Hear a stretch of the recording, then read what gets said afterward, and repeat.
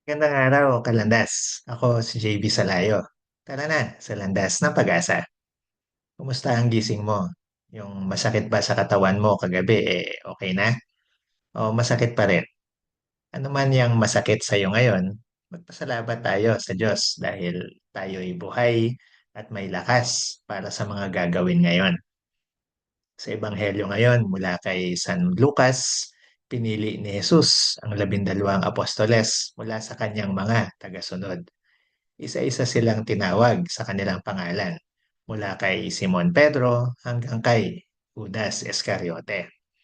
Pagkatapos ay bumaba sila sa kapatagan kung saan ay tinagpo sila ng napakaraming tao mula sa iba't ibang lugar. Sinadya nila si Jesus upang makinig at magpagaling sa kanilang mga karamdaman. Pinagaling silang lahat, pati na ang mga pinahihirapan ng masasamang espiritu.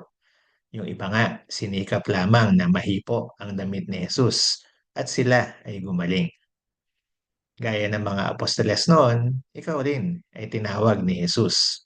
Tinawag ka niya para gawin ang iyong misyon. Misyon na sayong sayo lang.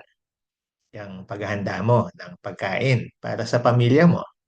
Yung presentation mo mamaya sa trabaho. Yung transaction mo ngayon sa isang kliyente. Yung pakikinig mo sa isang kaibigan. Yan ang unique na mission mo.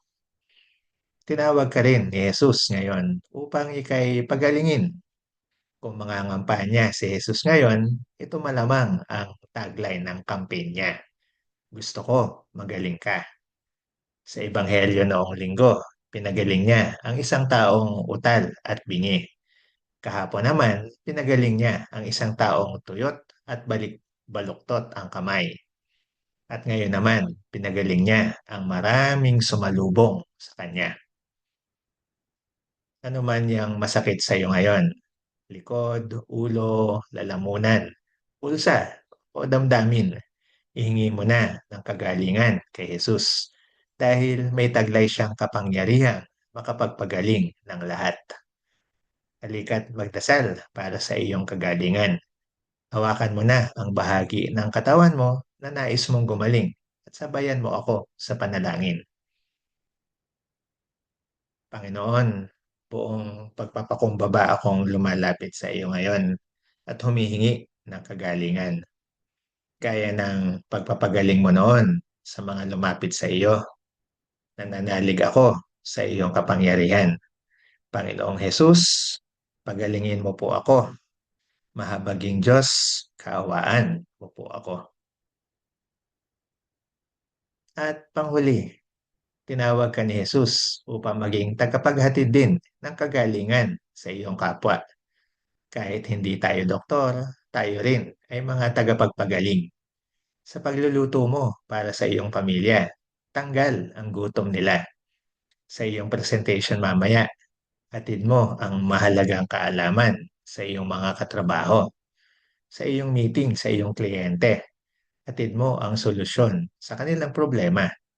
Sa iyong pakikinig sa iyong kaibigan, mapagagaan mo ang kanyang kalooban. Kaibigan, tinawag ka ni Jesus ngayon. Umayo na sa iyong misyon. Tanggapin mula kay Jesus ang kagalingan at sa kapwa ay maging tulong sa kanilang pangangailangan. Kung ikaw ay na-bless ng video na ito, paki-like at paki-share mo na. Kayain mo na ang iyong mga contacts dito sa Landas ng Pag-asa.